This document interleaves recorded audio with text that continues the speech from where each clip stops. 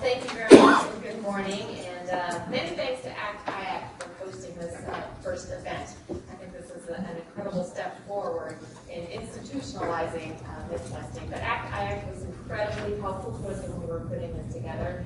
We went to Ken and said, gosh, we need some help in identifying what some of the myths are from industry's perspective and how we could guide the agencies and guide industry in doing better vendor engagement. So thanks to Ken and his team for pulling together some incredible stories that really did highlight the need to do the policy letters. So as you know, we issued one geared towards contracting officers and another geared towards industry. We are considering a third, and I think Joey's panel that follows me will be a good opportunity to think about what we put into that document to make things better. But vendor engagement is critically important. 1 out of every $6 is spent through contracting. And so our job is to do that as efficiently and as effectively as possible. And the only way we can really do that is to understand the market and to understand the leverage of the different commodities and services that we're buying. So I want to run through a couple of examples that I think hit this point home. Strategic sourcing is one of our big initiatives. When we look at everything that we buy, there are lots of common goods and services that we really should be buying together. We need to leverage our buying power. We're the biggest buyer in the entire world. Sometimes we still operate like 100 small companies buying our own things, but we really need to come together and do more with strategic sourcing. And so OMB established the Strategic Sourcing Leadership Council last year to bring the 7 largest agencies together that make up about 90% of the spend and the Small Business Administration. We want those agencies to come together because if they can commit their spend, we can work together in a fairly small group to create more strategic sourcing vehicles. We're going to have more success in bringing other agencies into the fold. We've learned it takes at least one generation of contracts to learn about a commodity in particular. So I want to run through one example that I think is helpful at this point. When we started doing office supplies, and you wouldn't think office supplies would be that complicated, but everybody's very emotional about pens and clips and things. And so it was actually a very difficult place to start. We thought it would be easy, but of course it's easy, right? So we started with office supplies. It's a very interesting market. Lots of products, lots of companies, lots of small businesses, and a couple of really big box stores, right? So how do you bring all that together into a strategy that works? We had a lot of vendors on the supply schedule. We gave everybody an equal opportunity to compete, but again, we weren't going to have 2,500 vendors on a strategic sourcing vehicle. So there have been some growing pains. But the one thing that we learned leading up to the development of the RFQ was that vendor engagement was critically important for small businesses in particular. So if you think about strategic sourcing, you've got this sort of inherent tension between strategic sourcing and making sure that you've got enough small businesses represented, right? And so we said to the small business community, what can we put into this RFQ that would encourage you to participate? How do we lower the barriers to entry on this vehicle in particular and strategic sourcing in general? And for office supplies, it turned out that shipment and delivery times in minimum quantities were a real problem for small businesses. And we probably would not have understood that if GSA, who's the executive agent on this, hadn't spent the time to have industry meetings and have public meetings and do one-on-ones and have conversations to figure out what were the barriers on this particular commodity to keep the small businesses out of the market. And so they overcame that with some interesting acquisition requirements in the RFQ. So the commodity management piece of strategic sourcing is what makes it different from what we're sort of doing now, which is sort of the GSA model is built to enable common schedules. It's sort of an ordering environment, right, where people can come and make task orders or delivery orders. Strategic sourcing is really taking that to a different level. It's looking at the commodity space, figuring out what the levers are to move that market. And the government folks, and as smart as many of them are, aren't going to know what those levers are without talking to the industry. So what makes the best paper strategy? How do you buy wireless, right? And there are lots of different ways we all buy wireless, many different ways. Some of us pay attention to the bills, some of us don't. So we need to spend some time figuring out what that commodity looks like. And there's no way we can do that without engaging in industry early. So when we set up the SSLC, the Strategic Sourcing Leadership Council, we're creating a process so that it's repeatable, so that it makes sense to everybody, what are the different decision points that we need to have. And one of the first things we put on paper was, in order for an executive agent, whether it's GSA or another agency, in order for an executive agent to move through the process to come out with a strategic sourcing vehicle, it's going to be an SSI vehicle, you're going to have to engage the district early, and you're going to have to do it often. And that was one of the concrete points that we put down, because we found it to be incredibly valuable to have good open discussion at the very beginning of one of these developments. So whether it's the acquisition strategy, whether it's the timing, or whether it's the different levers that make up a commodity, that's the information that we need right at the very beginning. So I think that's probably the first example that I would give that illustrates the importance of doing something. The second is after award. We spent a lot of time on pre-award, but I think after award is terribly important too, because a lot of contracts either become successful or not immediately following the award. And so I think the conversation after award is almost as important. I'll give you a couple of examples where I think it illustrates that point. In the management support services, a couple of years ago, the president said we need to reduce management support services by 15% from FY10 baseline levels. And so agencies had two ways to do this. They can either buy less or they can pay less. And so for some agencies who really depended on those support service contracts, they said we can't buy less. How are we going to meet this 15% goal the president wants us to hit? And we said, well, we need to buy less. To pay less. So a lot of the agencies reopened those contracts, and they went to the vendors and they said, how can you help us do this, right? We want you to still be our vendors, but we need to hit this target. And so they reduced the cost of those services. When we were talking, it was an ACT-IAC panel on sequester. How can we work with our vendor community throughout sequester to make sure that the impact is minimal?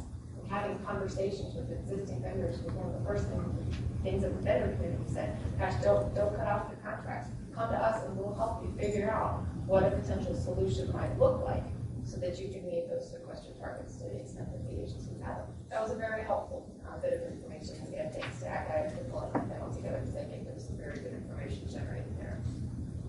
The third example, and this is for the government folks in there. How many government folks do we have? For the government folks in the room is the information sharing. So one of the reasons we did this question to begin with was to encourage agencies to share information about their prices in particular, but also about their contracts. And so there's a lot of, and it goes on to this day. I had a number of emails in my inbox that said, we can't share this information. The government, we're all in the same family. I don't know if the vendors were very upset. And so clearly in the country's created order. So we should share this information.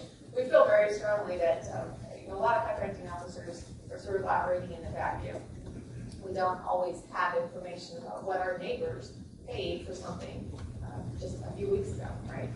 You can call up your colleague at HUD and say, gosh, it looks like you guys were doing email as a service just last week. Can you help me figure out what your price per mailbox was? Right? That information doesn't exist. So a prices paid portal is what we're trying to develop so that we can, it's a very common space, is figure out how do you capture prices paid information, make it available to governments, folks, when they are negotiating deals or doing market research, so that we have that visibility. If we're all about transparency and these are federal dollars, we should have that information. But I will tell you, a lot of agencies still are reluctant to share the prices that they're paying. I mean, to the extent that we've had to have some senior level conversations so that we can get the benefit of that information. So we're going to start small. Hopefully people aren't too protective of their prices and on their pens and pencils. But I think as we move up to more sophisticated services and more sophisticated commodities, I think this Mythbusters point is very important, and I think we're going to probably have to expand that a little bit. Tactically, in the prices paid portal, we're getting a lot of information from the existing database, and the problem is that information doesn't exist in any one system. So it's pulling information from contract writing systems, it's pulling it from financial management systems, it's pulling it from reverse auction records, it's pulling it from a lot of different sources. And this is just the beginning.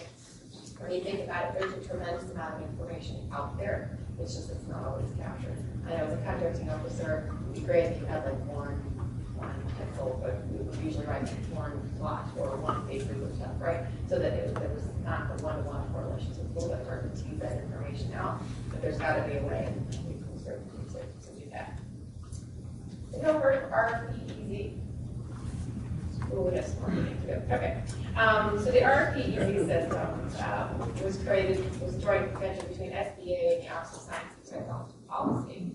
And the problem they were trying to solve is that there are a lot of small businesses, a lot of high-tech firms in particular, that have never done business with the government. And as you all know, doing business with the government can be a little daunting. The book is really thick, and we've got lots of systems, and there are lots of rules and whole separate language associated with federal procurement. And so that can be a barrier to entry. When this team came in and looked at this, they said, gosh, for high-tech stuff, and not even high-tech, just website development and database management, which is pretty basic. There was no common platform to advertise these opportunities other than FinBiz And unless you really understand FinBiz and you understand what you have to do to get a contract with the federal government, that can be also a turn-off. And so a lot of high-tech companies and the small firms who didn't have a lot of administrative support were not coming to the government to seek out an opportunity. And so the RFP-EZ, we just finished a pilot. We put 5 opportunities out there for some fairly low-dollar, low-risk technology services requirements. And they attracted, I think, 270 small businesses that had never done work with the government. They looked at the different prices. They advertised it on FinBiz and they advertised it on RFP-EZ, and the prices on the RFP-EZ were less. There was a White House press release on this last night. I think what's interesting about this is that the RFP-EZ system was designed to make it easier to understand the requirement, make it easier to bid, simpler language, more straightforward requirements, a little less daunting to folks who perhaps have never worked in the federal space before. And so, granted, that was a pilot, and who knows what happens in the future, but we've got the second generation, or the second version being worked on now. We've got a new class of presidential innovation fellows coming in, and they're going to take the pilot work and expand that out, figure out what was good about it, maybe what needs to work, and see if we can do a little bit more there. So all of this to say is that reducing barriers to entry is kind of the communication between government and industry, reducing barriers so that we attract innovation, and we attract new technologies and new benefits to the market. And so all of these sort of work together, and I'm very pleased that we're all come here today so we can continue this conversation. So I know you're going to hear from some experts in the next panel, and I think they're going to give you some hands-on tips for incorporating vendor engagement into your strategies. But there are some additional resources. It sounds like training and outreach is something that you probably need to get on top of. FAI.gov has a couple of courses out there. They've also got the video of the Effective Vendor Engagement Seminar that we held back in August of 2011. And I believe we're having another video called Dodging the Fiscal Sharks. Is that right? I told Joni, you know you've arrived when you have your own Shark Week. Thank you to Joni for putting that together. And we're considering the Mythbusters 3, as we said. We would really like to hear from you about what would be helpful in that document, some very specific things. I think the reason that we were able to do this, Mythbusters 1 and 2, is because this is not new policy. There's no new regs here. There's nothing new. It was a repackaging of existing information. And as the park gets bigger and bigger, I think we're going to see more of this in different swim lanes. This is vendor communication. We put it all in one place and we made it fairly straightforward. I think there are probably some other opportunities out there to do Mythbusting and maybe a slightly different tack. I also think that the human resources folks came to us and the Chico Council came to us and said, we liked your Mythbusting format. It really got pick 10 things, you made it really simple. We'd like to do that with HR. That's a perfect opportunity. I think human resources in the federal procurement process would benefit from having something similar to this. But we own the Mythbusting just over and I'm credit for all of that moving forward. So I'll leave you with a couple of things to think about. When we talked about Mythbusters, I think it was in the second one, I said, well, wouldn't it be interesting if the industry evaluated the government on how they manage the procurement, how they ran it? Did you have enough time? Were the requirements clear? your contracting office responsive rather to your questions. And so it's just something we're thinking about. I'd be very interested to get your thoughts on whether that is the worst idea we've ever had, or maybe there's some merit to collecting information about how agencies are doing when they're putting their procurements together. How do you get your GCs more engaged or less engaged, depending on what you want? So we found that the general counsels that worked on procurement issues hadn't really come together before. And when we were doing Mythbusters 1, the GCs were they were communicating with the contracting officers, and I don't know that there was an affinity group for them across them. So we pulled them together a couple of times and said, maybe we need to continue to get this group together, and I think we probably will re-engage because I think there's the tension sometimes between the contracting officers and the GCs. It's an important relationship, and so to the extent that we can help them see where benefit engagement is critical, I think perhaps that would be helpful.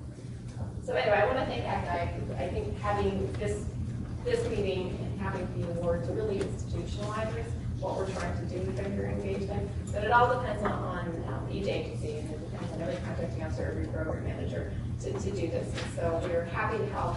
If there's anything that we can do in Mythbusters 3 or 4, please let us know so that we can continue this conversation. Thank you.